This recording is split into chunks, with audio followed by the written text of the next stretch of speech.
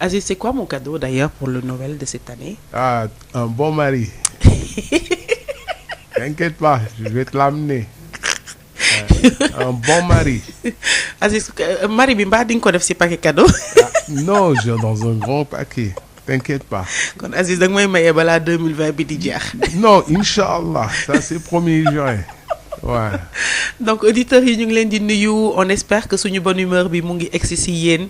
am na yu bëri yu fi xew yu bëri yu metti 2020 année bu difficile la boo xamante ne yàlla nañ ci génn ak jàmm ñun ñëpp waaw kenn bañ a manqué ba pare vraiment ñu commencé 2021 avec yeneen i énergie ak yeneen i am ak xam-xam yu bees waaw xam-xam bi nag na ci bokk ñu trouver vraiment la solution définitive pour ce coronavirus là ah bi nga xamante ne ñëpp la sonal kenn amul jàmm kenn amul salaam donc ci loolu la ñuy waxee ne que thème bi depuis lundi donc ça concerne les musiciens en tout cas ñi nga xamante ne ñu ngi am Aïcha déjà am nañ ko nekk ci ligne bi maa ngi doon wax ne que musiciens yi la concerné mais ça concerne aussi les techniciens ñi nga xamante ne vraiment ils vivent cette situation très difficilement. On a en ligne monsieur Bruno Fernandez. Bonjour Bruno. Oui, bonjour. Mais ñun am na leen ñu koy wooyee quoi mais duma ko wooyee fii ci rajo. Non ba Ziz bul dugg foofu dégg nga nag. moo tax waxuma dara noppi naa Bruno. monsieur Bruno boo bëggee émission bi jaar yoon. moo tax j'ai dit monsieur Bruno Fernandez. mais maa ngi lay nuyu Aziz maa ngi leen di nuyu bu baax di nuyu seen auditeurs yi maa ngi leen di. je vous suis depuis le début de ce truc et je vois que voilà vous êtes en train de nous donner l'occasion de parler un peu daal. Alors Bruno, vous faites partie de l'association des techniciens. Je savais pas que ne am ngeen association Bruno. Vous pouvez nous en parler? Oui. En fait, Covid bi, ça a quelque chose malheureusement. En fait, Covid bi, depuis le petit mois de mars bi, quand tout a été arrêté, on s'est retrouvés entre nous parce qu'on se connaît, nous fini techniciens, yep xamante nañ quoi. Donc on s'est retrouvés et on s'est dit bon voilà, ça fait des années qu'on voulait faire ce truc-là, mettre une association pour suñu secteur bi ñu xaw ko valoriser un peu plus quoi. Et donc on a créé cette association, c'est l'association des techniciens de spectacle et de l'audiovisuel parce qu'on voulait pas s'arrêter uniquement aux techniciens qui travaillent dans le spectacle généralement, mais à tous ceux qui sont dans l'audiovisuel, c'est-à-dire les radios, les télés, les ingé son, lumière, voilà ñoo ñëpp quoi.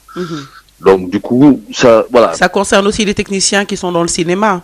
Ouais, voilà ñun ñëpp moom voilà on veut vraiment tirer large parce que dañu gis ne suñu secteur bi voilà chaque fois quand on parle de l'art la plupart du temps on parle des musiciens c'est-à-dire des leaders des chanteurs des instrumentistes mais on oublie très souvent les techniciens et ça même ci biir par exemple AMS l'association des métiers de la musique loolu dafa xawoon feeñ ci seen discours tu vois chaque fois artiste la ñuy wax artiste donc nous on se sentait pas tellement concernés donc du coup on s'est érigé en association. Et bon, santé à quoi. Vraiment, on a réussi à le faire. Et là, maintenant, bon, voilà, on essaie de voir sur le secteur comment valoriser sur statut, comment nous faire entendre, voilà, sur état pour nous, parce que voilà, on est nulle part dans, comment on dit ça? Fait une structure ou industrie musicale, voilà, fait une différence quoi, voilà, du coup. Voilà, donc, mais est-ce que c'est ñaxtu bi ngeen di ñaxtu fu mu nekk nii pour que ñu lever interdiction yi est-ce que fu mu nekk nii am na lu mu jur parce que démb yaa ngeen leen def sitting mais est-ce que am na lu mu jur ci diggante bon déjà pour man li mu jur mooy appel au dialogue bi loolu rek déjà bon c'est bien quoi le fait que ñu nangu ko waakaam dem discuter ak ñoom rek loolu rek déjà c'est un acquis ñu nangul ñu sitting loolu tamit c'est beneen acquis la maintenant va falloir qu'on discute de la faisabilité de la chose parce que ñun prouver leen bataille que c'est possible de travailler avec ce Covid là c'est pas je veux dire yow Aziz yow tam nga gis nga seet nu muy mel quoi ñun bu dee organiser rek yàgg nañu organiser ay voilà des événements yoo xam ne mën nañu gérer la présence des gens seen disposition dans les salles et tout donc ça on peut le faire et nous en fait ce qui nous dérange un peu c'est discrimination bi am quoi parce que on se dit mais gars tous les jours tous les matins tu te réveilles boo yóbbu sa doom école wala booy dem fenn mais tu vois les bus les marchés mais ok nit yaa ngi takk masque mais amul benn mesure barrière nit yaa ngi jaxasoo loolu yëpp am. mais ñun ñu ne ñu yéen bon 5 personnes ci kaw scène bon je veux dire on était d'accord pour la reprise que c'est juste yenn restaurant yi nga xam ne bon voilà que seen capacité bu weesuwul 200 personnes. mais loolu c'est facile à gérer mais ñun on sent benn discrimination. te loolu moo ñuy xaw a déranger mais bon. Le fait que nous woo nit yi pour ñu négocier pour voir comment la faisabilité de cette chose-là loolu rek acquis la quoi maintenant bon, les gens sont en train de discuter on sait pas bon est-ce qu'ils vont accepter parce que ñun wax nañ leen proposition yi ñu bëgg quoi c'est vraiment reprendre en responsable quoi c'est vrai dans certaines salles yi oui vas-y mais fu mu nekk nii am na 2 milliards 500 yu ñu débloqué j'espère que dina leen xaw a defal tuuti ou bien. waaw xam ne la c'est. est-ce que si seddale bi ñoom techniciens yi boole nañ leen ci c'est ça aussi. non heureusement au début dès le départ premier kii bi fond Covid bi njëkk a am. ñun voilà ñu on a été voilà on a été aidé parce que heureusement c'était voilà ci moment boobu nag. ci lañ tegoon association bi ci la ñu fexe ba massifier kii bi ba essayer am au moins techniciens yëpp on n'a pas eu tous les techniciens parce que il fallait s'inscrire on n'a pas eu le temps d'avoir tous les techniciens bi donc du coup ci premier séddale boobu am na ci ay techniciens yoo xam ne amuñu woon parce que amuñu woon temps voilà inscrire ak yooyu nag. mais ça c'était parce que ban nombre ngeen en ce moment fu mu nekk nii on peut dire il y a combien de techniciens ngeen jot a recenser yi ngeen jot a inscrire. Bon déjà ci. Plateforme Bigor, on en est, je crois qu'à peu près à 300 et quelques, sans compter, bon, je pense que c'est dans, Sénégal, quoi, Gambie, parce que nous sommes quoi, c'est Sénégal, mais Mauritanie, dans la sous-région. Mais on est vraiment plus que ça, parce que, je veux dire, on s'est pas encore installé dans toutes les régions parce que restriction moi nous permettre par exemple dans les régions installer des bureaux. Donc on a parlé avec bon des gens qui sont des techniciens, soit des DJ ou dans les régions pour voir pour nous installer nous pour répertorier pour recenser, pour avoir une base de données claire quoi. Mais jusqu'à présent, pour être franc, heure du meilleur, on peut pas avoir une base de données exacte des techniciens. Comment c'est compliqué quoi parce que du ñëpp inscrire soit du ñëpp signaler ñi voilà donc et malheureusement cette histoire de 2 milliards c'est-à-dire je veux dire voilà c'est pas mal pour man c'est pas un mal pour donner par exemple dañ ko def pour ben investissement pour je sais pas moi pour relancer la culture ok d'accord mais pour séddale mais affaire u séddale xam nañ nu muy demee à chaque fois ay man awma man kii awma non man xaaral ma voilà li ma am doyul mais parce que dañuy waxante dëgg bee passé on est resté xaw ma je sais pas combien de mois on nous a donné nous à l'ATSA on a reçu 127 000 chacun 127 000 man 127 000 sama benn week-end la waxante dëgg quoi benn vendredi samedi la ma ñibbi ak lu ëpp loolu des fois donc voilà boobu moo toogee ay 5 mois ñu may jox ay 127 000 man j'ai un enfant à l'école j'ai un loyer à payer yooyu yëpp quoi donc et c'est sûr que ça va être encore moins de 127 000 et après il faut que ñu toogaat xaar que l'argent dem ci trésor que trésor dem fële ainsi de suite ça va prendre 1 mois 2 mois mais entre temps dina am ñoo xam ne dañ leen di génne seen kër dina am ñoo xam ne seen doom dina leen génne ci école bi donc pour man loolu solution quoi xëy na peut-être solution la à moyen et à long terme pour aider à relancer la culture je suis d'accord mais que mu nekk unique moyen mooy loolu rek kese moo fi mooy solution loolu pour man loolu solution parce que on peut mën nañ may di si ñu fii ak le 5 janvier que les gens reprennent dans les endroits où c'est possible de maîtriser la situation parce que am na fi ay endroits yoo xam ne mën nañ maîtriser situation bi c'est-à-dire il y a 50 tables les artistes sont 4 sur scène ils sont à 1 mètre du public le public c'est des gens qui viennent manger au restaurant c'est des familles ñoom voilà donc geste barrière yi c'est war mën nañu ko def quoi donc nañ ñu may juste ñu qu'on reprenne notre travail ñun ñaanuñu quoi. mais fu mu nekk nii ci technicien yi ñu wax mais. est-ce que mun nga ñu nettali benn technique wala nga expliquer ñu wala ndax am na ci technicien yi kenn koo xam ne jot laal na ko ba nga xam ne bon peut-être que perte. parce que dégg naa ci am na ci ñoo xam ne divorcé nañ ci wala. non peut-être que seen appartement yi. non am na ci fay appartement ñàkk nañ seen kër. am na ci mais xam-xam dañu nekk ci dëkku sutura mais am nañ. non je sais pas de nom quoi mais nga expliquer ñu ce qui s'est passé. lan moo leen dal am na ay vidéo ñu defoon ñun yoo xam ne on a pris dañ ko jël pour ñun quoi. ATSA def ay vidéo dem ay Pikine ay Guédiawaye xam nga dem dans la banlieue pour voir ñi nga xam ne voilà ñoom dañ doon def ay jàkkaarloo animé ay mariage ay ngénte ay mais gars on s'est retrouvé avec des gens dañu ñëw tombé ak ay à Pikine on est tombé sur des gens yi ñu génneel ay kii nu ñu koy wooye bon de coupure. waaw waaw. ay bon de coupure quoi courant mo période boobu noonu. ak ay menaces d'expulsion parce que dañu toog ay xaw ma combien de mois fay ñu seen loyer quoi. loolu dama lay wax ni Pikine la woon quoi. Pikine y a même pas y a quelques mois de ça. ñooñu bu leen mayaatee ñu liggéey juste un mois après ñu tëjaat leen mais bailleurs yeeg noonu xam nga loolu day compliqué. day compliqué waaw. ñun ñi nekk fii on est des privilégiés ñun bon mun naa ne ñun ñu nekk Dakar fii nii bon ñun techniciens yi nekk fii nii di liggéey ak yenn hôtesses yi mais quand tu vas dans la banlieue ou bien dans les régions ou bien imagine les gens qui sont dans les balais. Bon on va sax technicien mais les gens qui sont dans les balais dans les hôtels ak yooyu. ñooñu fa léegi fa lan la ñuy def quoi ñoom ñun ñëpp. waaw liggéeyatuñu. les techniciens yi nekk ay Saly bi nga xam ne dañu doon jouer tous les week-ends. jouer tuñu. comment technicien boobu lan lay def mais les techniciens de studio ne chôment pas. bon waaw pour ñooñu moom wax dëgg yàlla bu ñu dañuy waxante dëgg rek somewul ak ñi nekk ci télé yeeg. comme genre Masson Assane Masson. waaw mais ba léegi impacté nañu parce que da nga ciy gis koo xam ne day nekk studio mais en même temps des fois. samedi day def live quoi. waaw am na ñoo xam ne dañuy def studio dañuy def live. mais ñu nekk ci studio yi chemin ñu am fu mu nekk nii. mais gis boo xoolee ñi nekk studio yi mooy boo xoolee ba ci technicien yi ku ci am biir rek mooy ñi nekk studio yi. yaa ngi sànni xeer de. non dañ ma baal sama mbokku technicien yi nag comme ay genre Ablaye Diop donc gis xam nga Ablaye Diop. oui je connais Ablaye Diop waaye. waaw mu ngi noonu genre yooyu bon xam nga suñu ay mbokku technicien la mais bon voilà.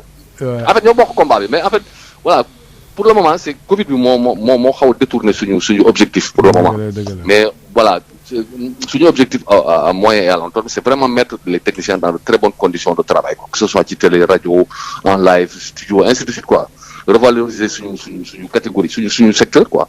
loolu ça va être dans le moyen et long terme mais Covid bi moo xaw a tënk suñu combat mais honnêtement ñun on n'est pas pour cette histoire de 2 milliards de se partager encore de l'argent. On veut juste qu'on nous laisse travailler qu'on rouvre encore certaines parce que am na ñu koy def instant yi man gëm naa ne si on n'accepte pas, si le préfet ou le gouvernement n'accepte pas, je suis sûr et certain qu'il y aura des gens qui vont faire de leur soirée, qui vont jouer. Et après, ça va amener des problèmes parce que la police dit qu'il faut ainsi de suite, il y a des problèmes. Il y a des problèmes, quoi. Sénégal daal di ñoo tàmm feetu te ku leen nar a tere feetu moom defe naa di nga indi coow lu rëy. mais oui ma xam nga dama leen di jox benn exemple tey le 24 c'est la première fois Aziz depuis plus de 10 ou 15 ans c'est la première fois 24 ma war a toog sama kër. Honnêtement, ça fait plus de 10 ou 15 ans. Yow aussi war nga ko mën a seere ñoom mën nañu ko seere. Ça fait plus de 10 ans, 24, 25, 31, je ne l'ai jamais passé avec ma famille. Je dama ko liggéey. Mais il faut en profiter aujourd'hui. Tey de kon maa ngi ciy profité bu baax a baax. Et la famille en profite aussi. waaw non heureusement moom sama voilà instant yi moom mère bi yeeg moom kontaan nañ ci quoi. Mais rappelez-nous le nom de votre association s'il vous plaît.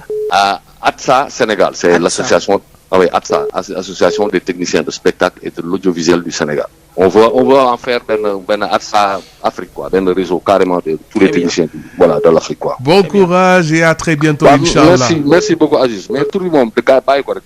D'accord, non dama fi tudd tur bi y a pas de souci Bruno. Dinaa ko laaj balaa muy pare. maa ngi jégalu sama collègue ñi nekk studio yi nag borom biir yi quoi.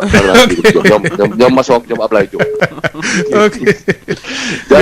Merci Bruno. Aziz dafa mel dafa am ku nekk ci ligne bi de wala non téléphone bi am na keneen ku ciy woote quoi.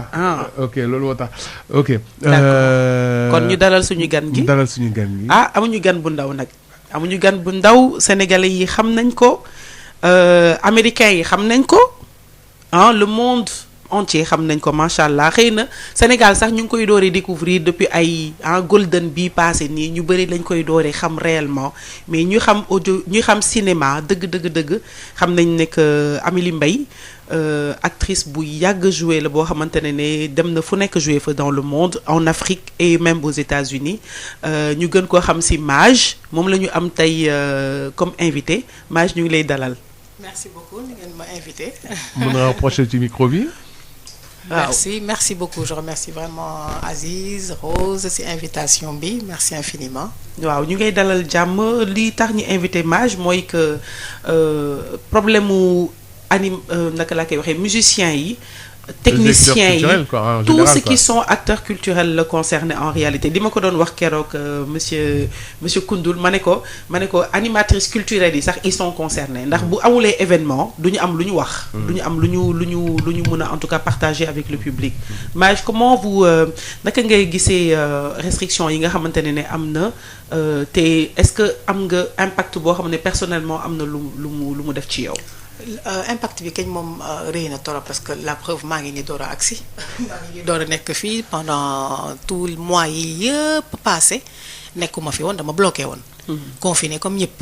te kii di confinement di pas de travail. Tout à fait. Pas de contrat. Mais elle voudrait qu'on l'appelle Mage, Amélie ou Mimi. Man lépp lay tontu. su ma ci mbedd bi les gens m'appellent Mage, les gens m'appellent aussi yaayu xale yi. ñii naan ma jigéen. ñii naan ma Amélie sama vrai nom Mimi comme tu as dit yow Aziz yow sama couse yow.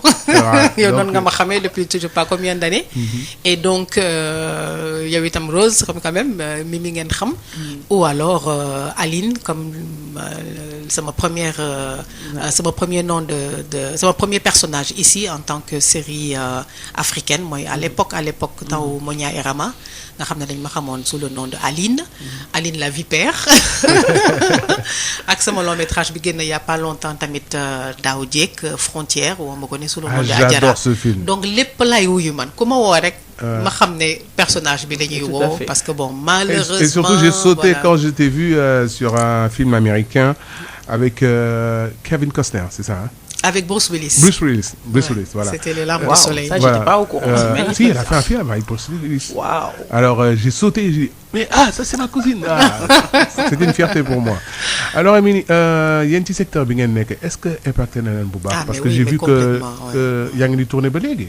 En fait, gaañoon nañu torop comme ñuy continuer gaañ sax façon anyway parce que comme je disais, man personnellement, je suis restée bloquée pendant très longtemps à l'extérieur parce que confinement bi mënu moon dugg Sénégal mënu moon voyager mënu moon génn fi ma nekkoon à cause des fermetures frontières yi et donc voilà donc da ngay def lan liggéey online wala liggéey def des voice over des voix off et tout ça lépp li nga koy def par voie internet mais bien entendu ça n'a rien à voir ak ñëw nekk sur un plateau di tourner.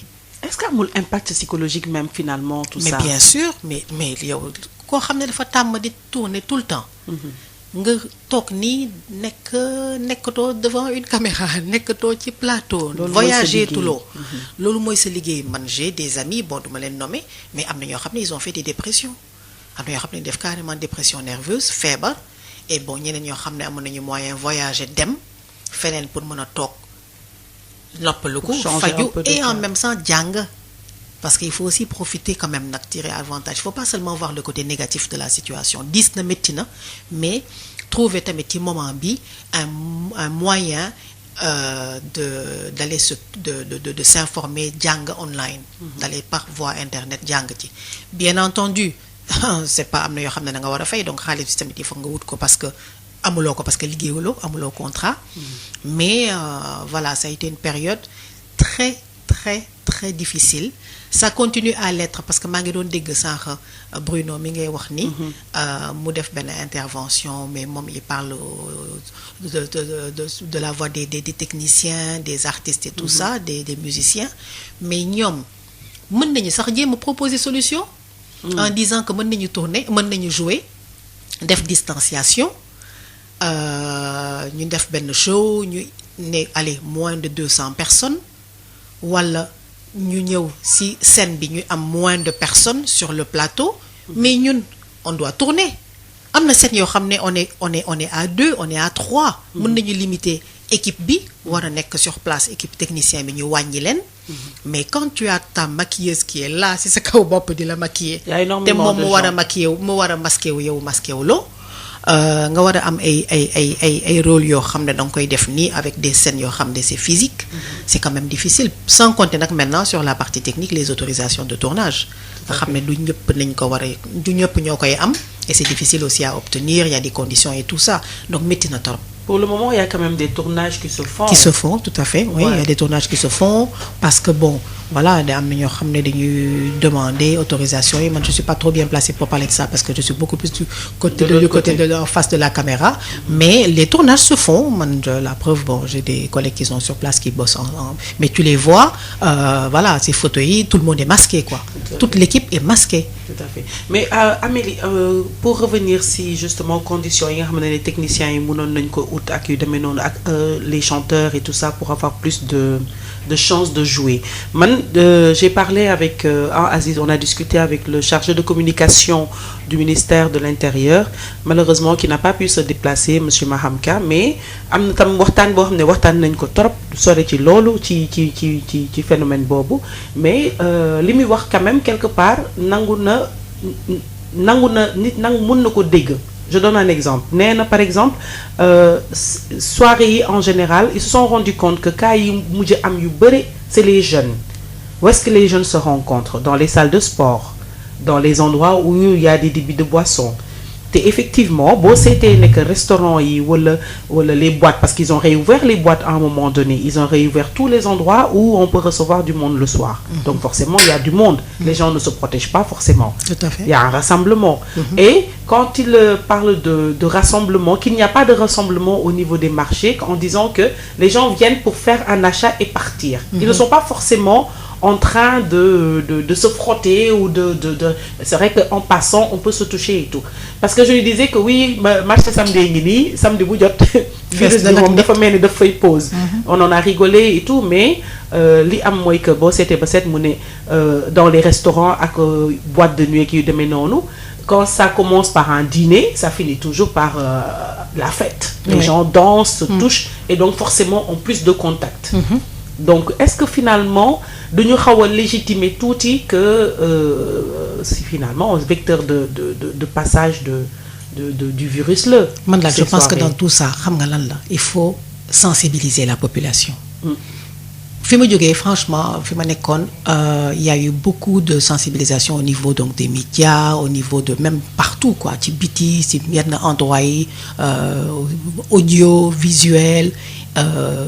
Pour sensibiliser nit ñi pas pour def leen tamit xam nga psychose et tout ça mais pour ñu xam ne le danger est vraiment là et qu'il est réel il existe donc ñu won leen ne est-ce que tu sais que ne y a des Sénégalais yoo xam ne gëmatuñu ne mais je sais man bi ma ñëwee fii man j'avoue que franchement bi ma ñëwee fii man fi ma ne nii man sama stress bi ma àndaloon yëpp dem na parce que dama ñëw fi sol sama masque dóor sama visière jël samay gants et tout ñëw même ñu may xool comme extraterrestre c'est clair ñu ne ma yow fii dara amu fi fii dara amu fi bon je dis pas que j'ai fait comme tout le monde bon dindi naa visière ak gants yeeg yooyu yëpp bien sûr wàññi naa kii bi mais quand même maa ngi continuer ak sama masque donc mais voilà quand je vois comme li nga wax léegi ni qu'au niveau des marchés et tout ça les gens y sont quand bien même que les gens entrent pour repartir dugg pour génn am nañu quand même contact tout à fait ñu ngi laal li ñuy jënd gants yi pas seulement gants yi sax mais raxas loxo yi gel yeeg yooyu est-ce que ñu ngi koy def est-ce que waruñu gën a sensibiliser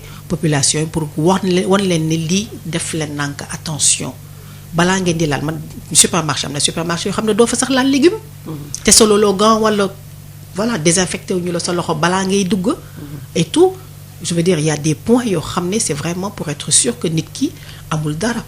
Mais est-ce qu'il y a pas un problème de communication est-ce que yéen aussi boole ngeen ci seen bopp ba à telle sorte que yéen mi di actrices yi ak acteurs yi est-ce que par seen partition joué ngeen ko bu baax a baax pour mun a communiquer pour mun a participer ci communication bi. Au parce début, que j'ai vu que oui. bon ñu doon jël pour ñu communiquer ñëpp.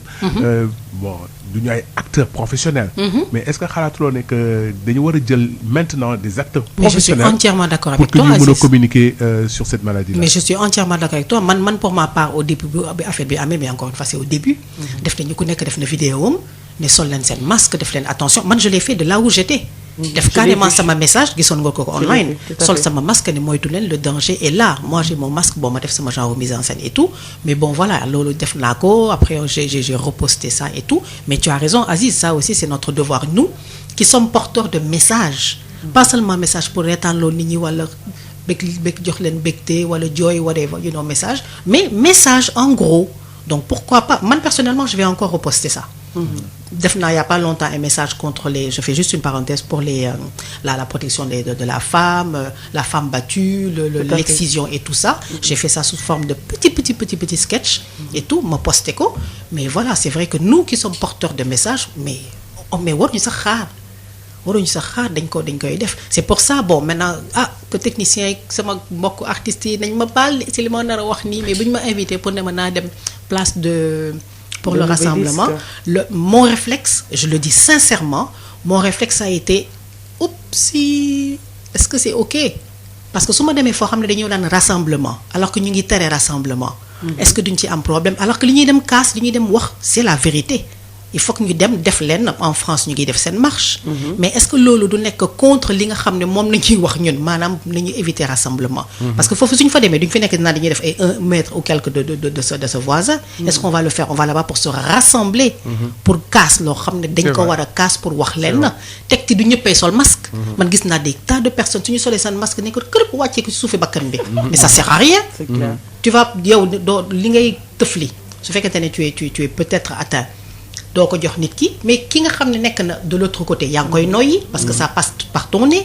Et on porte le masque en le mettant sous le nez ci suufu bakkan bi. wala ñu def ko carrément ci suufu ci menton bi. Ça sert à rien de le porter dans ce cas-là. ma ne man du ma fi nekk di naan toog naa 8 mois xaw ma ñaata mois tëju lëllu mel ni xamal confiné xol bu tàng ne liggéeyu ma ñëw ba fii ma wàññee affaire yi ba pare may dem di dugg foo xam ne ma mën naa fa am peut-être feebar bi. Donc ma ragal. Donc def naa man sama proteste sama manifestation autrement solo quoi. Donc Amélie, vous pensez que les rassemblements boobu noonu waruñu ko woon def? waxuma ne waruñu ko woon def, mais sur place ñu wonee sax les gestes barrières. Sur place man j'ai vu des manifestations en Europe ak yenn pays aux États-Unis parce que état yi pas état yëpp dem ko foofu États-Unis moom dañu ne carrément ñoom non quoi. Mais am na yenn état yoo xam ne dañuy taxaw ni ku nekk def 1 mètre de truc sol seen masque.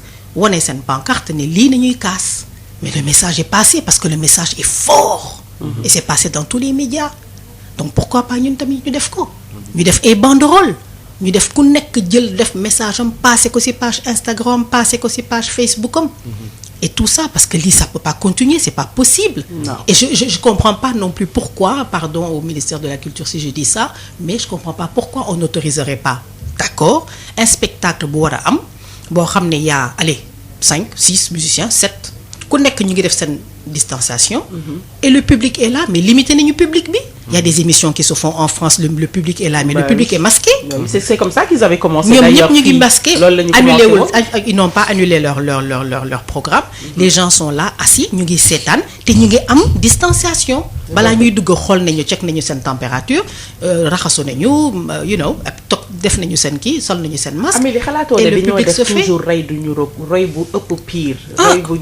Franchement mais là ça commence à devenir grave parce que nag su continuer nii comme ni nga waxoon nii mais il y a des gens yoo xam ne sans citer mais il y a des gens qui commencent vraiment à perdre le moral, à perdre la santé, am seen problème seen famille. Mais c'est hyper grave. Heureusement que ñun nag on est très. on est famille. Voilà, on rigole de tout. Ça se sent pas soo ñëwee fii comme je l'ai dit man dama ñëw fii waaru parce que dama ne man maa jógee man planète Mars bi ma ñëwee man ak samay accoutrement. Mais bon wàññi naa ko et tout je me dis mais quand même ba léegi démb maa ngi dem ci benn endroit boo xam ne dañuy ñëw jox ma loxo. Mais j'ai dit non dama la jox loxo dama lay jox le coude wala yi ñun ma itam doo bàyyi sa affaire de torox yi mais nag man question torox yow on a dit il faut pas se serrer la main vous venez serrer la main ma ne tëll tourne ne kii ñëw mën a xëkk ñëw jox fóon ma. j'ai dit non mais Amine come on man moytu leen quoi tu vois. Sénégal Aziz ñun moom defe naa on a dépassé le stade de joxante sax ay coude ak yooyu ñu ngi nuyoo ñu ngi. Non mais sincèrement c'est devenu grave et puis les Sénégalais ne sont pas conscients de cela.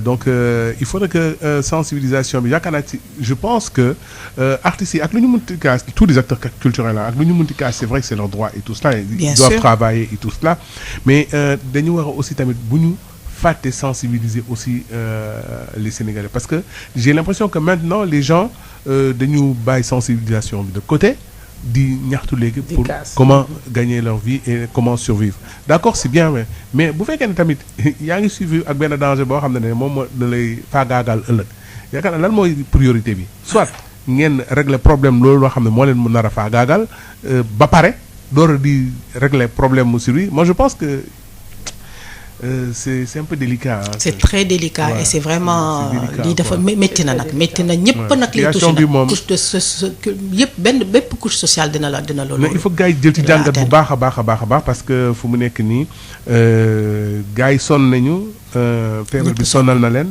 donc il faut ñu bàyyi ci xel bu baax a baax xoolaat bu baax a baax comment régler les problèmes surtout état bi ak ñoo xam ne ñëpp ñoo nekk autour de cela communication bi tout cela il faut que ñu xoolaat ko bu baax a baax gën ko may dooleel pour que les Sénégalais soient beaucoup plus conscients parce que dañuy wax rek lu ñu mën mooy saa yi ma pare émission ne gars yi raxas leen seen loxo sol leen seen i masque mais j'ai l'impression que les gens bon ok da ngay wax ma sonn en commençant par ki ma jàkkaar loolu damay wax ma sonn mais mu léegi du sol masque nee na mënu ko donc moo tax dama koy weer ci rajo bi quoi chaque jour ma weer ko ci rajo bi pour que alors Aziz xam nga wax naa la man sama point de vue si loolu wax naa la bëgguma ko wax si rajo bi parce que xam naa ne moo ko waxee ci rajo bi boo moytul dina mais man tamit du ma taay di la weer ci rajo bi tamit del sol masque.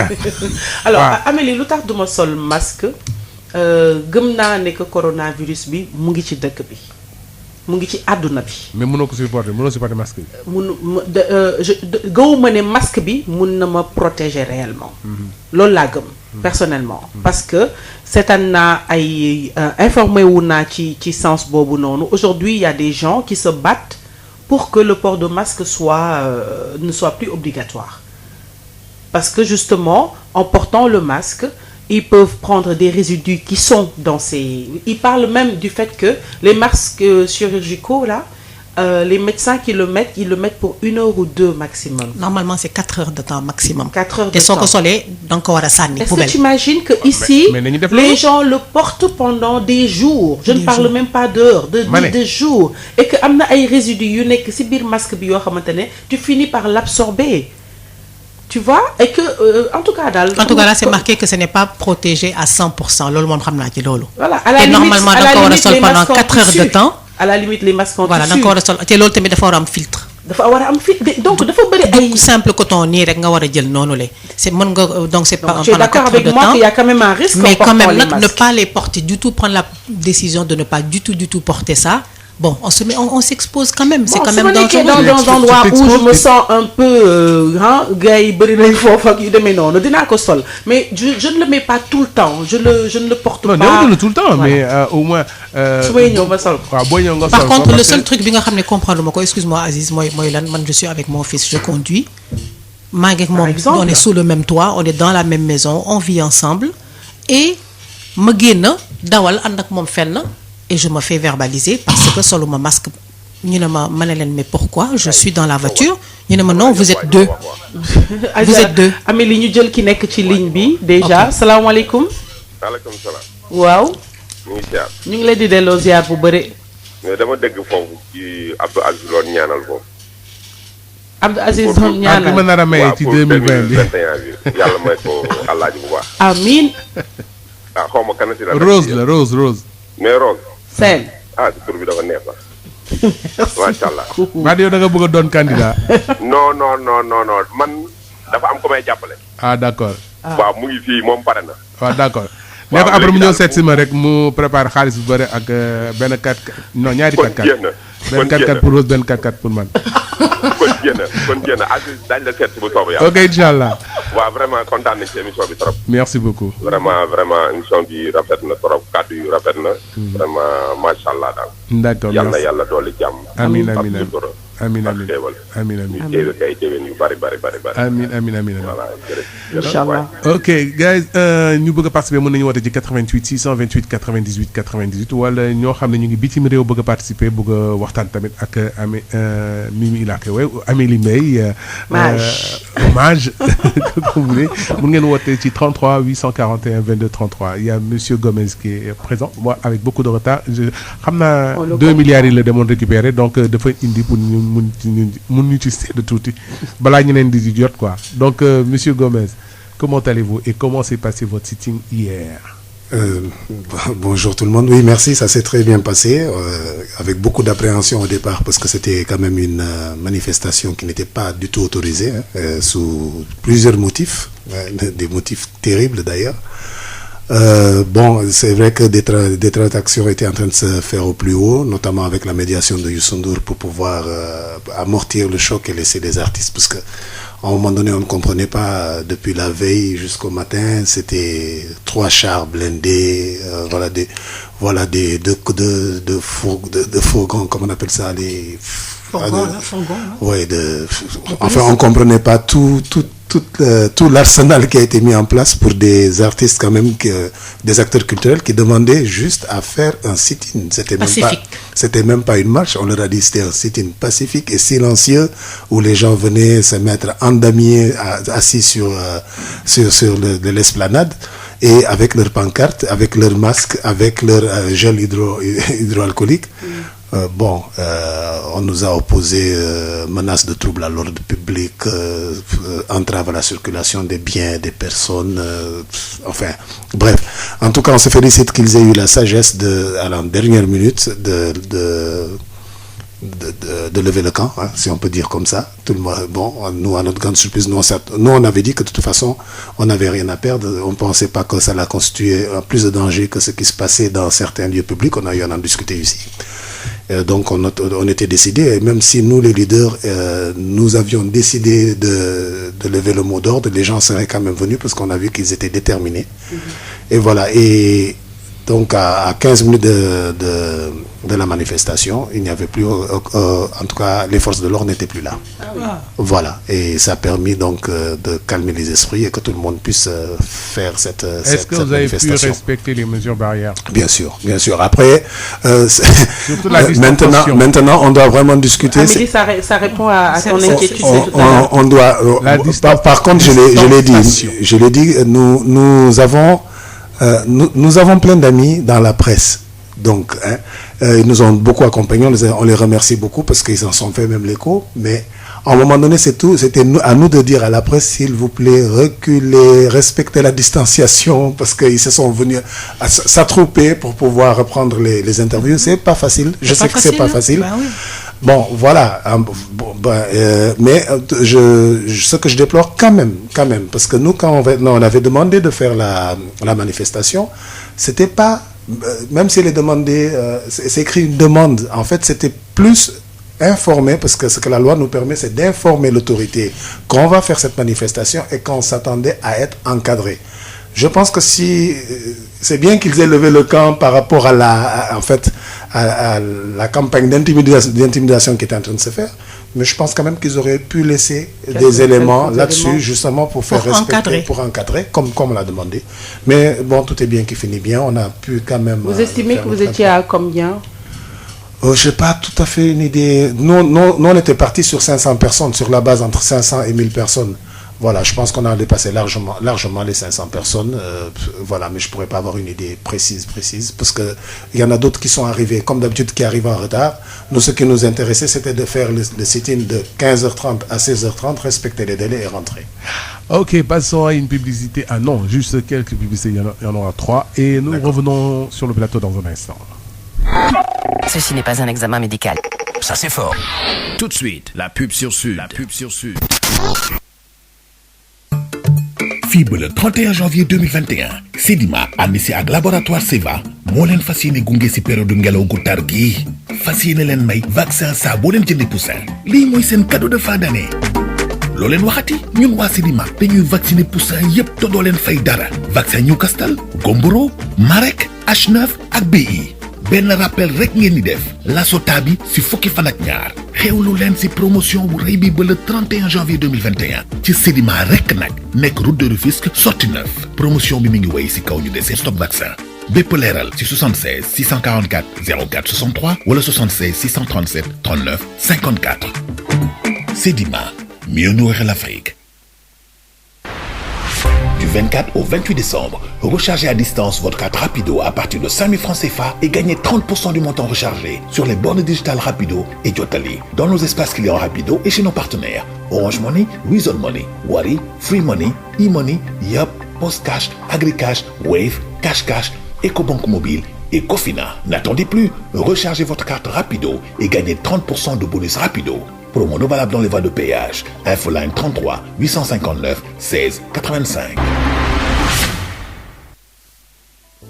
sama réew Sénégal am na tolof-tolof bii nga xamee ne ñun ñëpp la yitteel sama maam dafa silmaxa te xamuñu lu ko waral tonton Moussa liggéeyatul ndax ay tànkam yu néewi ci sama daara samay xarit dañuy gaaw a sonn mu tere leen jàng man xawma lu tax lii yépp di am waaye ki may jàngal nee na ay feebar yu ñu ñàkkaloon solo ñoo ko waral MTN xam ngeen ne lu toll ni 10 millions ak ñaar ci ay sénégalais jote nañu ak MTN yi waaye suñu xel mën na dal ndax ministère yi saytu wérgu yaramu askan wi ak jàng mi ñu ngi liggéey ngir xeex MTN yi ci sama gox samay dëkkandoo ñooy jàpp ci séddale garab yi suñu jàngalekat yi duñu ko jox ci daara yi ci luñ dul fay dara war nañu jàpp ci jël garab yi ndax ñun ñëpp la yitteel bu dee bëgg nga bokk ci ñuy faagaagal MTN yi def leen ni man jël leen garab yi ñuy séddale bu kenn sàggan ñëpp.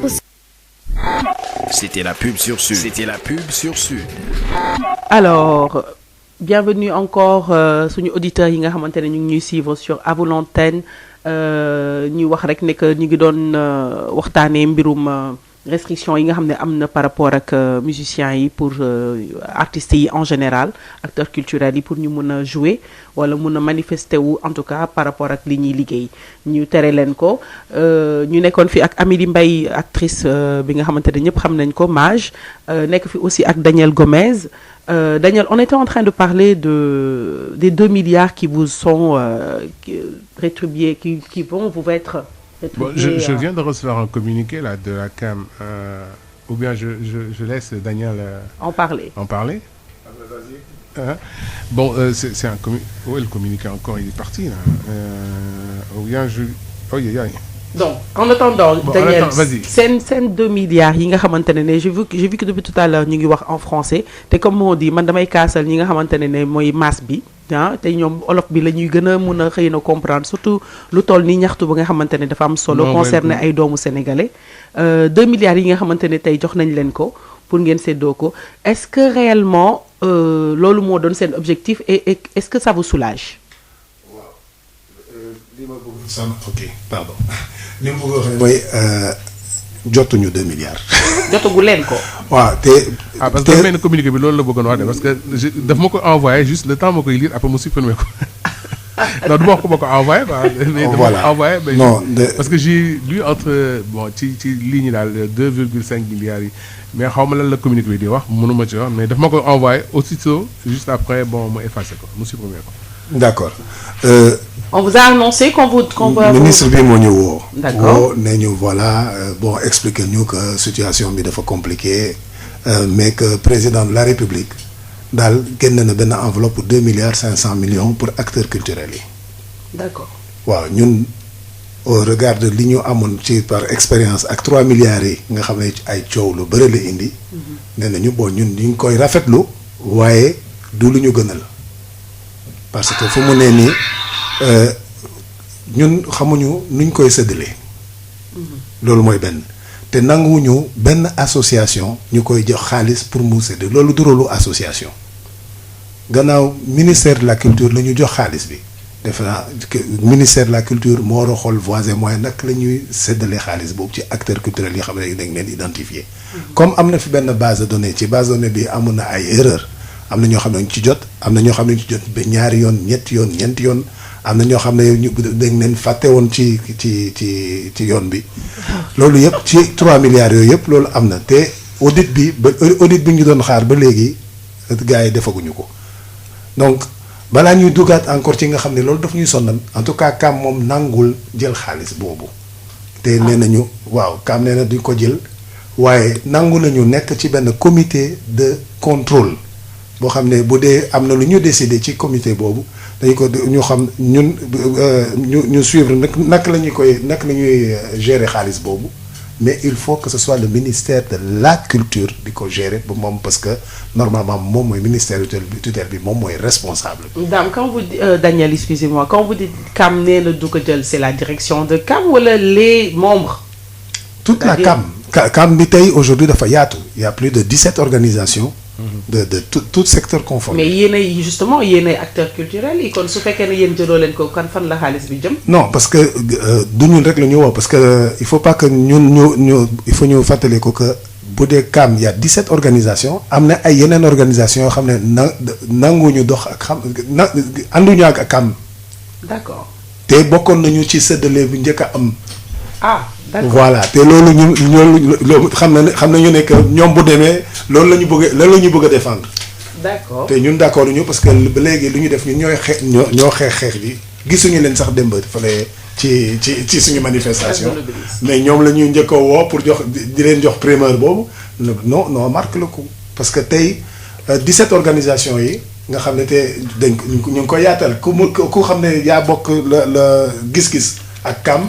mun nañ la yaatal mais boo dee yaa marqué sa empreinte que comme quoi yow boo buggoo bokk CAM parce que da ngeen am ay intérêt personnel kooku itam il faut ñu bàyyi ci xel parce que ñun lu ñu sox mooy intérêt général parce que 2,5 milliards du faj aajo kenn en ce moment la kenn boo gisee 3,127 francs la lu ci gën a rëy am na ñoo xam ne ay 40,000 francs lañ ci percevoir kooku loolu moom ñun daal loolu mooy suñu position et puis même bu dee geste boobu rafet na du loolu mu ñu tax a jóg ñun lu ñu tax a jóg mooy naka la ñuy def pour acteurs culturels yi mën na liggéey kooku mooy suñu point de revendication important nangu nañu suba buñ ñu wax ne waaw mënagu leen liggéey parce que mbas bi daal mu ngi law ba léegi bu boobaa nañu yemale ñëpp ñu képp nga xam ne mu ngi liggéey ci wàllu attroupement daal nañu yemale ñëpp voilà mais bu dee ñeneen ñaa ngi liggéey ñun am nañu benn protocole sanitaire boo xam ne bu juróomi page jox nañu leen ko validé nañu ko depuis le mois de septembre kon loolu waru leen tere ñu bàyyi ñun ñuy liggéey ñu respecter protocole sanitaire léegi koo xam ne respecté wu ko na loi bi dal kawam. c'est ça la logique. mais Daniel sénégalais yi xam nga loolu lu ma si xaw a jaaxal y a quand même énormément de gens yoo xamante ne ànduñu ak yéen du tout c'est-à-dire nee nañu yéen defoo leen fii dara par rapport ak les problèmes qu'il y a eu auparavant pour que population bi bu ñuy kaas ñu leen gis ak yooyu c'est vrai qu'on en a beaucoup parlé mais même après votre sitting d'hier dama gis ni que ñu bëri diñ ci dellu si waat di ko wax boo duggee si réseaux sociaux yi da ngay gis gars yi di ko wax tout le temps beaucoup plus que c'est une action privée que publique c'est-à-dire que ça. waaw mais ça c'est normal parce que milieu culturel bi comme c'est spécifique ni ñu ko waxee c'est spécifique parce que c'est 90% d'informel foofu la commencé 90% d'informel nga am nga ay artistes yoo xam ne bon artistes dañuy muñ ñoom lu ñuy gis mooy ce que j'appelle l'arbre qui cache la forêt dañuy gis artistes yu mag yi artistes nga xam ne ñii ñooy di tàgg les autorités ñoom la ñuy gis comme les griots ñoo xam ne du jour au lendemain mën nañ jógee 100,000 francs egg 3 milliards mais ça c'est une minorité mais tamakat gi moom amul sax doolee wax parce que moom tama rek la mën a def kooku moom du mës a am milliard kooku moom il faut qu'on le sache moom lu muy compter mooy le fu muy tëgg jour bu ne wala semaine bu ne bu wàccee jot 5,000 francs wala 7,500 francs kooku buñ ko génnalee à son malade moom dina am lu muy kaas. C'est ça la logique et à quelque chose de malheureux bon Covid bi baax na ci li ñu dal ni en ce moment parce que daf ñu permettre ñu xool lan mooy priorité yooyu tey gars yi bàyyi nañu affaire caaxaan wala di bëgg a daw man ataama dem am sama wàll non tey xam nañu ne daal même tey man bu ñu ma joxoon tey 10 millions man sama musicien amul 10 000 moom amul sax 10,000 francs ñu toog ci base bi gars yi teg on nous met en couvre-feu xaalis bi lu ñu jaral. Ça ne sert à rien.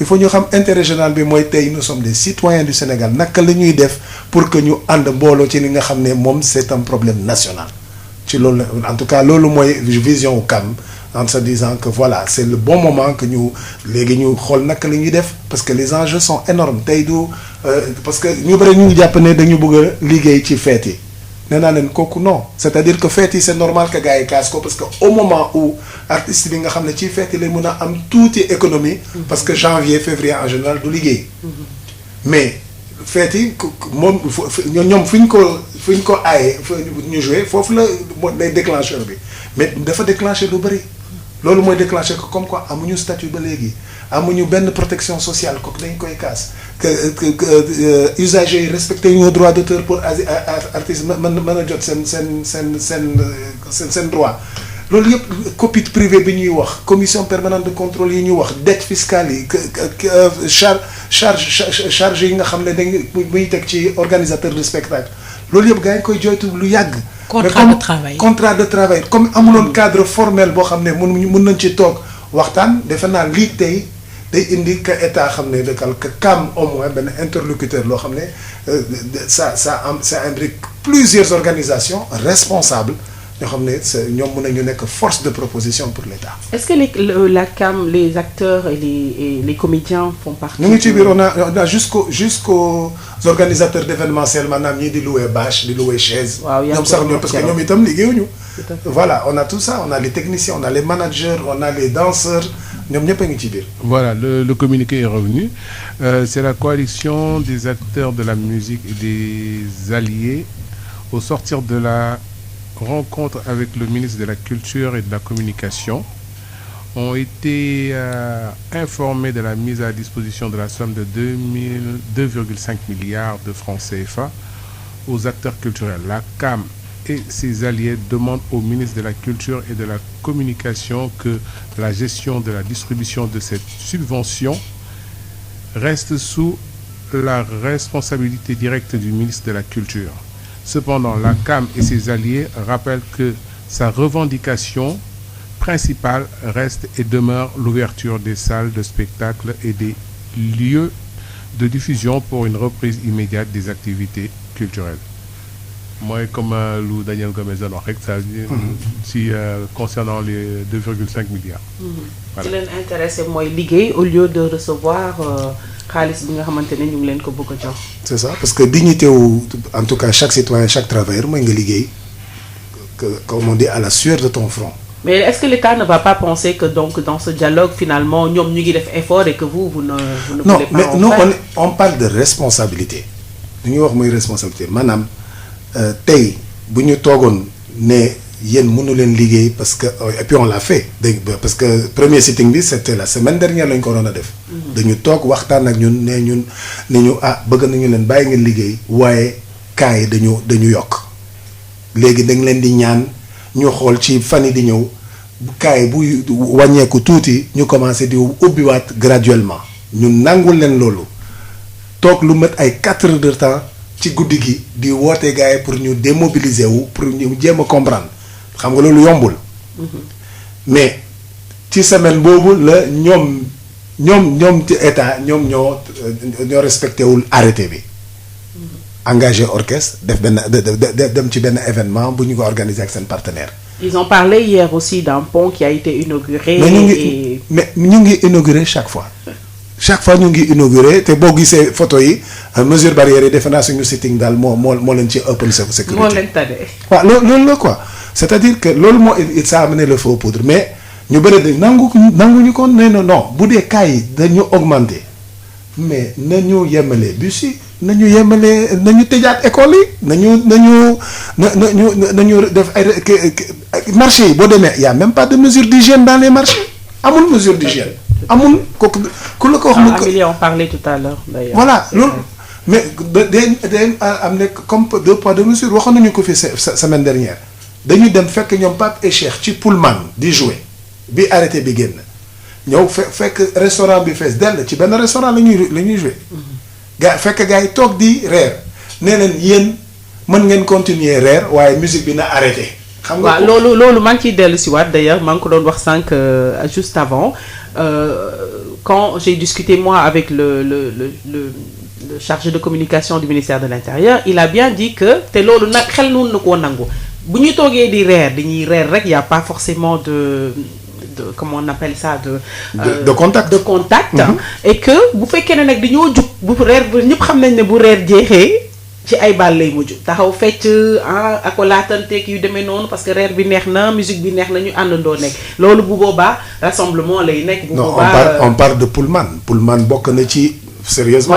Moi je suis déjà allé au Pullman gis naa fa soirée bu jeex nit ñi fecc di jóg ak yu demee noonu. mais mooy lii may wax. donc loolu mun nañ ko nangul en fait je veux dire man sama ba ñu waxtaanee ci loolu j'ai dit loolu de xel mun na koo nangu xam nga tamit bu ñuy wax rek du ñu wax man moom nee naa leen damay kaas pour acteurs culturels yi parce que toog sans liggéey kenn ñaanu ko yàlla parce que liggéey mooy sutura.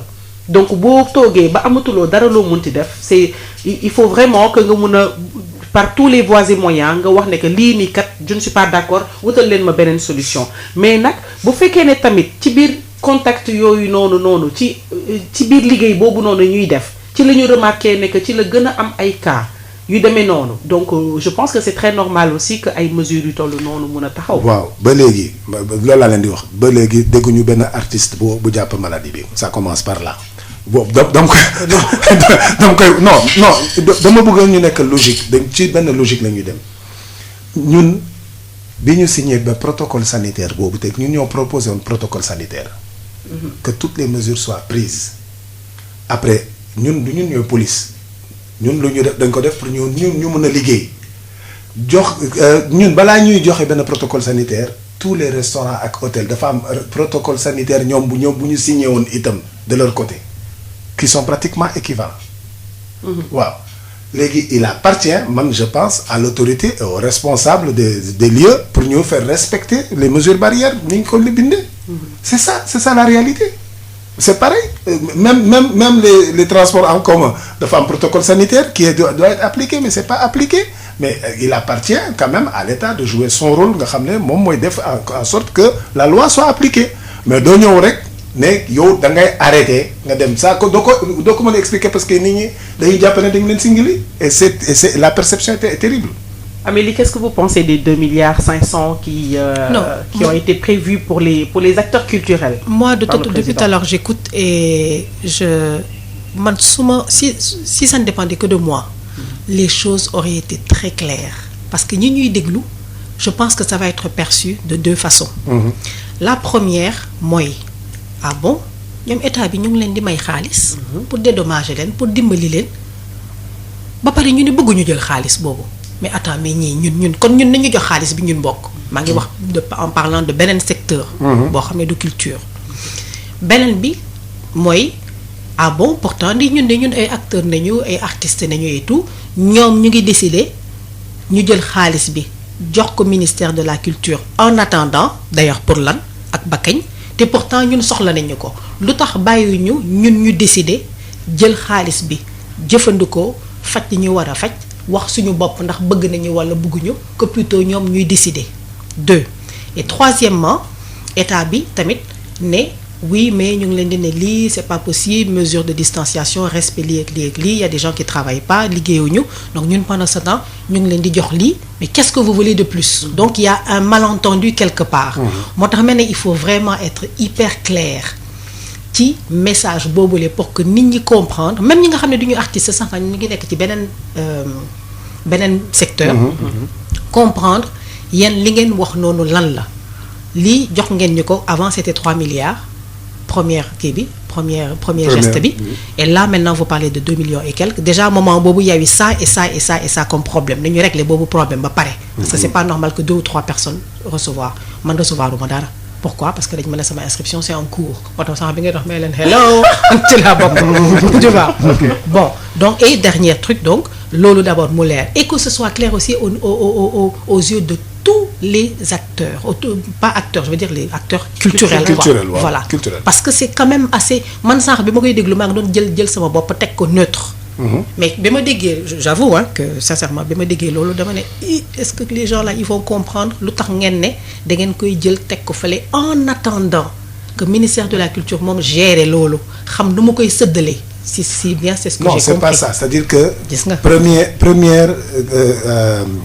première subvention bi dañu woo artistes yi kii organisation professionnelle yi ñoo ne leen wala xaalis baa ngi nii comme yéen da ngeen am seen base de données na ku ne indi base de données am ci au prorata ji ci say membres yi nga am ñu jox leen seen quote-part yéen ngeen séddale ko c'était ça am beneen ñoo xam ne ñoom ñoo inscrire en ligne lu ñuy woo les non inscrits ñooñu ñu inscrire en ligne mais bokkuñu SODAV bokkuñu benn organisation ñoom la ñu joxoon 500 millions pour ñoom itam ñu séddale ko dans les organisations mais bi ñu demee ne leen lii gis nañu li mu jur incompréhension totale parce que da ngaa am ay artistes yoo xam ne binduñu fenn am ñoo xam ne dañuy bindu SODAV bindu AMS bindu gis nga moo tax affaire yi finalement dafa mujjee am ay doublons loolu ne nañu léegi comme am nañu base de données boobu moo tax ñu on demande à ce que ñu am benn commission de veille de contrôle ci gestion wu xaalis boobu lu ñu wax ne mooy ñu nanguñu ñu ñuy jox xaalis boobu pour que ñu di ko séddale. am na pour que ngeen jël responsabilité bi yéen. ñun du voilà c'est des deniers publics boo xam ne buy dem bu bëgg a jox ay organisations privées day compliqué. Même SODAV warul jël xaalis boobu parce que SODAV son rôle c'est de percevoir et de répartir les droits te lii benn subvention la. SODAV a marqué son désaccord pour ça moom itam. Donc la première distribution c'était fait ainsi. C'était fait ainsi te voilà te gis nañu tey gis nañu que dafa am faille. am na ay association yoo xam ne doxal nañu ko baax man je le dis en toute ça c'est pas parce que je suis président de l'AMS mais AMS déjà loolu moo doon suñu ligne de conduite nee nañu ñun xaalis boobu duñ ko laal mais dañu jox chèque ñu dugal ko suñu biir banque ñëw jël la nu mu tuddati la liste des bénéficiaires jox ko banque bi ku ne nga dem tu te présentes à la banque yi fay la. banque ji indi le reporting bi jox mais ça quand même c'est resté sous la responsabilité d'une association. ñun léegi dañu ne système boobu bu état bu ko mën a jël moom signer contrat avec en tout cas un organisme un guichet boo xam ne là on va se dire ok guichet boobu képp ki nga xam ne yow ci acteur culturel tu es reconnu comme tel wala am na foo inscrire wala en tout cas am na fu ñu la bàyyi foofu ngay jubal parce que kooku ça c'est de la responsabilité du ministère ñun suñu responsabilité. Donc vous ne refusez pas les 2 milliards. Nous n'avons même pas le droit de refuser 2 milliards kooku mënuñu toog ñun des cases entre autres que il faut une indemnisation qu'il faut une compensation ne duñ ko nangu lu ñu nangul mooy ñu koy teg suñu loxo. pour ñu séddale ko. kooku moom loolu du suñu rôle. donc Amelie loolu leer na et vous continuez votre revendication. On continue notre revendication parce que ñun suñu revendication du 2 milliards 500 millions ñun suñu revendication mooy benn plateforme revendicative boo xam ne dafa am plusieurs points te loolu yëpp ci chantier wu culture la bokk. Est-ce que les gens qui vont recevoir aussi auront le droit de savoir répartition boobu nu mu demee. C'est-à-dire on se base sur quoi pour ne kii dina recevoir tant kii dina recevoir peut-être moins ou plus ou bien c'est la même somme pour tout. On veut partir sur la même dimbal la. Voilà ma ne yow booy ñëw di sarax doo ñëw ne kii bon taalibe la moom dinaa ko jox ñaar fukk kele moom gumba la dinaa ko jox. non parce que sànq dama dégg nga ne am na ñoo xam ne dañuy recevoir woon 40 000 ñeneen ñi recevoir 127 000. loolu c'était une infraction c'est-à-dire que dañ leen yemale ñoom ñëpp à 127 000. Ah, voilà. Mais comme que dañ ko joxe ay association dafa am ay association yoo xam ne dañ ci jël ay frais de gestion di jël ay lu kenn xamul ay affaires yu ridicule ba ak yenn artistes yi nga xam ne ak lu ñu sonnoon yëpp ci ñeenti weer yooyu ñëw di mujjee jot ay 40 000 kooku te ils sont identifiés. Donc tey loolu dañ comme qu'ils sont identifiés yàlla baax na tey ñoom mënuñu leen jox benn responsabilité moo tax nanguñu ñu jox kenn benn xaalis bu muy gérer. Finalement, est-ce qu'il y a des désorganisations dans tout? Parce que imaginez, moi je peux pas imaginer que par exemple, nous avons un secteur culturel, que ce soit les techniciens ou même des acteurs culturels, ñu si bëre ils ont attendu que lu mel ni Covid am pour que ñoom ñu soog a mën a dem di wuti ji ay statuts yi di xaar sax ñu war a mën a valider statut yooyu. mais mooy lu dangeen wax sànq. ça veut dire que ça c'est un santé bi la même chose. On a vu que dans la santé il y a énormément de choses yoo xamante ne il a fallu que Covid am pour que ñu soog a mën a mettre en place certaines mesures. J'ai l'impression que Covid dafa ñëw pour rétablir l'ordre. Non, man je pense sérieusement que Covid est venu pour remettre de l'ordre dans certaines pratiques. Donc il faut que gars yi jàngat ci jàngat boo xam ne il faudrait que gars yi xoolaat seen bopp tamit pour que ñu doxal lépp ci yoon. Donc ma rappelé c'est venu même de l'ordre dans plein de choses sax de seulement lii rek. Voilà exactement. Ma rappelé auditeurs yi que mën nañu woote ci 88 628 98 98 bu ñu bëggee participer ci émission bi bu waxtaan ci Daniel Gomez wala ak Amelie Mbaye fii ci Sud FM seen rajo ci à vous l'antenne. Alors donc je disais yàlla nañu yàlla defal daal jàmm ci Covid bi mu jeex ak jàmm. ñu ngi ci fin d'année bi on est le 24 déjà du mois. Une semaine na ci des yàlla na def en tout cas pour ñi nga xamante ne ni ils sont dans le secteur culturel wala secteur bu mu munti doon parce que comme le disait Amélie au départ Covid bi amul ku mu laalul. képp kuy dund ci monde bi rek am na loo xamante ne ni am na lu mu wàññi ci yow. bu la wàññiwul financièrement wàññi na la moralement wala mu wàññi la psychologiquement am na impact yu bëri yu mu am et en parlant de ça est-ce que vous avez pensé aussi à mettre en place par rapport ak seeni structure benn comité boo xamante ne ils vont être que psychologiques pour accompagner certains artistes bu nga xamante ne yéen parce que dañuy wut solution rek on essaie de trouver aussi des choses yoo xam ne ça peut être utile man si sama xalaatu bopp benn secteur boo xamante ne ça va être là que pour psychologique acteurs culturels yi gis nañ ne que ay acteurs feebar nañ fi ba génn àdduna kenn taxawu leen ni financièrement ni rek moralement gis nañ ni fi ay waykat yoo xamante ne ils ont fini vraiment très très mal amuñu benn accompagnement boo xamante ne parce que nit ci boppam moo sax la ku ko accompagner. te Covid bi ci loolu am na lu mu yee yu mu yee yu bëri tey jii xam naa ne que ci seeni biir association du ñàkk ku ñëw ba ci yéen ngeen xool ko xam ne kii dafa sonn kii dafa am problème. am nañu ci jaay seen matériel yi pareil. non t'imagines est-ce que yéen am ngeen tey ñoo xamante ne programmer ngeen ko côté boobu psychologiquement ñu mun a accompagner ku bëgg a inscrire pour que ñu nga am accompagnement suivi psychologique. non ñu ko doon ñoon ci doon waxtaan mais comme que amuñu ci benn expérience donc c'est pour le moment ça se fait à la sénégalaise ñu koy waxee. parce que man boo demee ci boo demee sama kër di nga fa fekk foofu bagage yu musicien boo xam ne dañ leen dañ ndax seen kër.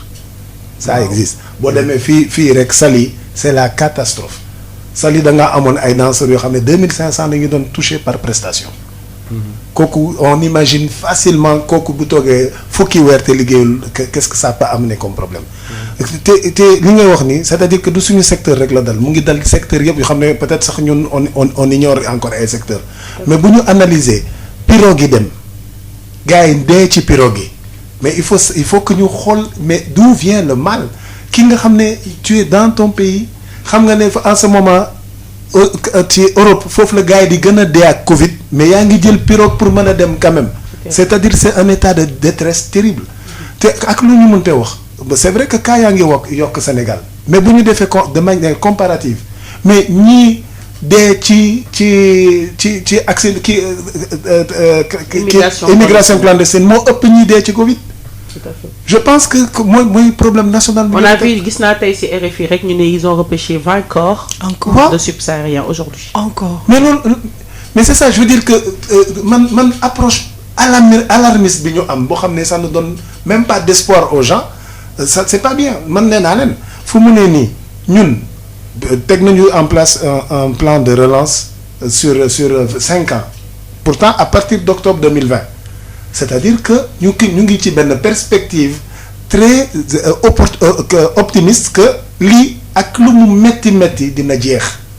que te waruñu xaar ba mu jeex ba pour ñu ut solution donc dañuy commencer proposer solution léegi pour que relance bi gën a gaaw mais ñeneen yi nga xam ne ñoom boo génn nañu dem di jël gaal ñi c'est que ils n'ont plus amatuñu benn perspective. joxuñu leen benn choix. Et c'est ça je veux dire kooku c'est plus dramatique que de dire que les cas ont augmenté ñun les cas ont augmenté certes mais comment naka la ñuy def pour que les cas ne se propagent pas loolu mooy suñu rôle la itam en tant que communicateur en tant qu'éducateur pour que parce que day law mais il y a un aperçu c'est-à-dire gars yi dañuy wax mais Sénégal gars yi ngi wax daal même Magalu Touba am na fii marché yi ubbeeku na ñun ñu wax cas yi augmenté ñun cas yaa ngi doon wàññi est-ce que sax feebar bi am na. et après à un moment donné il y a un relâchement. alors qu'au début ñun c'était bien géré parce que ñëpp ragaloon ñëpp étaient conscients que bëgguñu mel ni Italie nga xam ne y a 1000 personnes qui meurent par jour. c'est important mais communication bi si c'est biaisé en amont. après le jour où comme tey cas yaa ngi gën a yokk di un impact terrible mais gars yi duñ ko gëm parce que dañu ne ñu ngi ci seen politique ba yàq suñu feet noonu la gars yi noonu lañ ko jàppee de.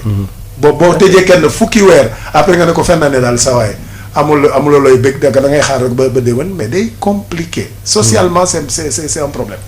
mooy comme ni ma doon waxee sànq rek et avec Amelie moo di il faudrait que ñu revoir aussi la communication il faudrait qu'on insiste beaucoup sur la communication xoolaat naka ñan nañuy jox ñu communiquer sur le corona parce que bon c'est vrai que artistes yi def nañ seen partition comédiens yi def nañ seen partition mais j'ai l'impression que des na fu mu nekk nii parce que nañu jël les professionnels qu'il faut pour communiquer et puis ñu mun a def ay sketch yoo xam ne vraiment lan la ñu war a bàyyi Sénégal communication fecc ak way waaw mënuñu di def loo xamante ne c'est du sérieux ñu def ko ci fecc tëgg ak way c'est pas possible une fois man ko doon ñun deuxième vague bi dañ ko bañ gars yi ne lu tax doo leen kaas seen droit di way ne ko ba kañ ba kañ ñun lu ñu bëgg mooy li ma la waxoon sax concertation c'est-à-dire ñoom mënuñu toog seen bureau nee rek kaay yokk na ñu signer seen arrêté teg ko ni mel ni xale la ñuy waxal ça c'est pas normal. Donc à partir du moment que am nga ay interlocuteurs am nga ay responsables ngeen toog concertation bi parce que problème bi c'est un problème national c'est un drame national. bi ñuy def arrêté bi la veille il y avait des concerts. il y avait des concerts gars yi pare nañu lu bëri man gis naa même un mariage a été arrêté. Ah oui. C'est-à-dire le samedi ils ont fait vraiment le tour. Ils ont fait le tour comme restaurant yi di tëj. mais comme mariage bi ci Almadies la woon mais dañu ñëw ils ont carrément annulé voilà c'est-à-dire que amuloon benn évaluation faite avec les acteurs faite avec nga xam ne la population. mooy problème communication bi rek. bon moo li muy wax ni c'est pour ça c'est de la concertation comme que problème national c'est un drame national que tout le monde vit defe naa mun na am une sorte de conseil national ñu xam ne ñëpp a teew chacun vient pour ni voilà suñu secteur daal nii lay demee parce que je le dis toujours ñun suñu secteur c'est assez bu ñu ko waxee c'est spécifique mais on n'en demeure pas moins des travailleurs. C'est spécifique mais problème bi mooy c'est que ñii di jël ay décisions ñoom bëccëg li ñuy liggéey di jël ay décisions pour ñi nga xam ne dañuy liggéey guddi te xamuñu lu xew guddi loolu c'est une réalité. est-ce que expression bu war est-ce que am na ci ñii di communiquer aussi tamit parce que je pense que bon un professionnel bi mi ngi fii mun na ci jox avis am parce que dama gis bon vidéo yi ñuy passé yu bari pour sensibiliser expression bu war ci visage bi. même expression corporelle bi. amu ci. est-ce que du loolu moo tax il faut dañu xool étudier xool sénégalais yi ban expression nga mu war a mun a am pour ñu mun a comprendre lan nga bëgg a wax. xam nga déjà les bulletins journaliers. yaa ngi waxu expression mais c'est dit de manière mécanique ak benn masque devant yan expression nga war a jox si ce n'est que de l'alarmisme tey il y a tant de personnes qui sont décédées il y a tant de cas. man je pense que effectivement il faut ñu jël benn attache en tout cas des professionnels de la communication xool naka la ñu ko mën a jox pour mu am benn impact certes de veille mais un impact quand même positif parce que c'est l'être humain qui est en jeu. Amélie pour l'actrice qui est professionnelle moom bëgg naa mu wax ci moom tamit lan la ci xalaat. non man li ma mooy comme li ma doon wax sànq rek il faut vraiment faire passer le message à travers pas seulement. Bon, on peut aussi mën nañu utiliser tamit spot publicitaire yi mais aussi même à travers nos réseaux sociaux les séries les films et tout ça def en sorte que comme nit ñi génnuñu ils sont chez eux mais ñu ngi seetaan télévision donc ñu faire ko passer par des messages yoo xam ne ça va être des trucs dramatiques yoo xam ne comme on a fait pour la cigarette am na ñu bari ñoo xam ne àdduna ñu fumer parce que cigarette baa ngi ne yaa ngi koy jënd boîte baa ngi nii mais soo ëlbatee boîte bi da ngay gis koo xam ne il est en train de mourir ba ñu defal ko benn tube fii ne ko nag le tabac tue.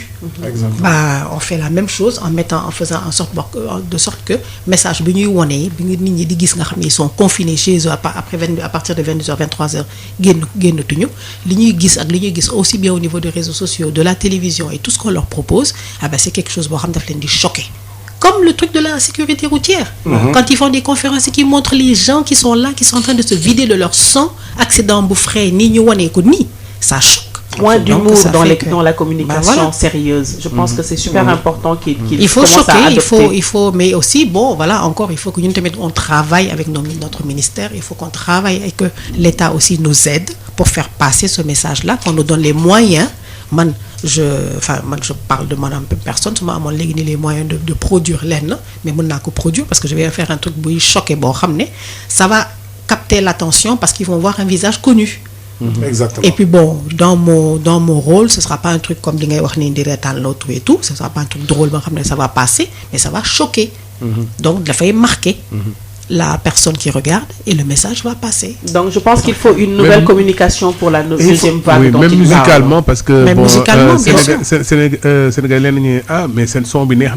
Mais d'où nous retenir absolument. Mais c'est surtout que l'Union européenne, c'est-à-dire qu'il n'y a pas eu une concertation pour faire une campagne avec voilà quels sont les mots clés qu'il faut développer. C'est vrai que artistes ils n'ont pas attendu. C'est venu, ils sont partis de leur propre feeling, de leur propre ressenti.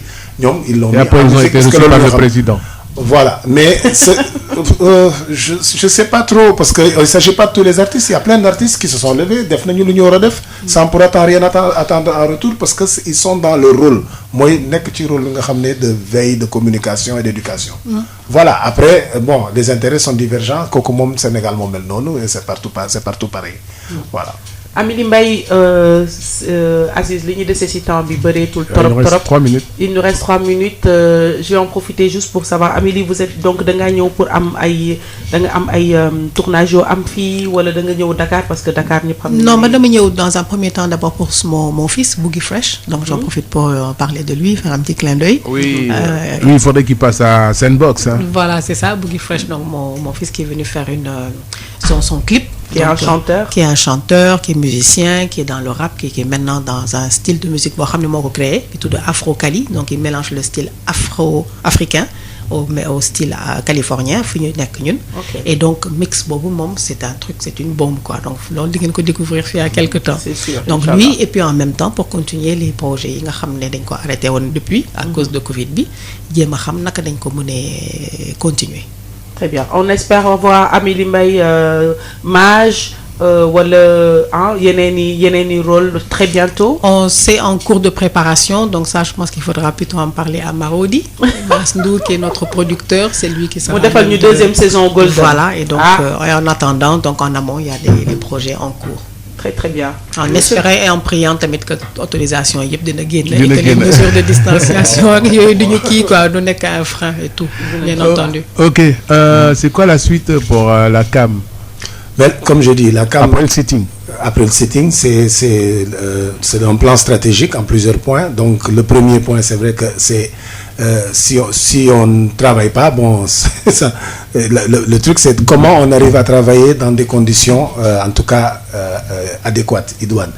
Mais on a ça parce que il y a un travail qui avait été fait par les anciens, à savoir changer le statut du BSDA pour qu'on ait une société de gestion collective qui s'appelle aujourd'hui la SODAV, voir un peu, mettre en application les droits voisins, mettre en application la copie privée, la rémunération équitable, passer en revue aujourd'hui le texte qui va passer en Assemblée nationale le 30 décembre là, qui va instaurer le statut de l'artiste et autres professionnels de la culture, où on pourra maintenant parler vraiment de carte professionnelle, de qui et surtout qui donne la qualification de travailleur à ces acteurs culturels qui pourront enfin bénéficier d'une protection sociale, pouvoir aller même jusqu'au congé payé comme tout travailleur. Voilà, c'est des vastes chantiers qui prennent énormément de temps. Et bien sûr voir tout le secteur, réorganiser le secteur culturel pour voir comment faire en sorte que l'industrie culturelle soit vraiment un moteur de développement. Donc la CAM ne s'arrête pas là simplement pour juste nous voulons travailler, mais ça reste le préalable pour que nous puissions dérouler tout ce plan d'action. Merci Daniel, merci Sister Amelie Mbaye. Merci Aziz, merci Rose. Invité à vous l'antenne aujourd'hui, ce 24 décembre. Et je vous souhaite un joyeux Noël à tous et à toutes. Malgré le virus. Malgré le virus. Et à très bientôt, Inch'Allah. Je te laisse clôturer, Rose. Oui, on espère, en tout cas, M. Gomez, que l'évolution, Kam Dinoko Amiep, que nous, en tout cas, avec Sunyu Bié, à vous l'antenne, Dingin Mounonyo, di ci jox ay informations pour que ñu mën ko aussi jox ñi nga xamantene ñom la concerné. Bu sobel. Encore une fois comme ni Aziz waxé, merci beaucoup si seen disponibilité. Amelie